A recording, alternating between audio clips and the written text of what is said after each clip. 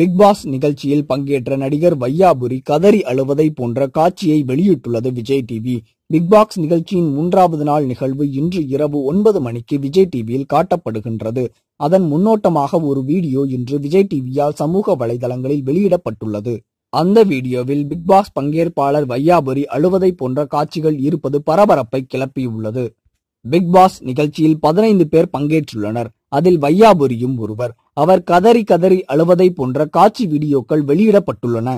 இதனிடையே நடிகை காயத்ரி, இதுக்குதான் இந்த மாதிரி எச்சங்களோட நான் வரமாட்டேன்னு சொன்னேன். நான் ஃபர்ஸ்டே சொன்னேன், எனக்கு யாரு அவங்க என்று கூறுகிறார்.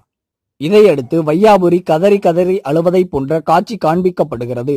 யாருமே எனக்கு தேவையில்லை என்று கூறுகிறார் காயத்ரி. கதறி அழும் வையாபுரியை பார்த்து ஒண்ணுமில்லன என ஆறுதல் படுத்துகிறார் ஜூலியானா.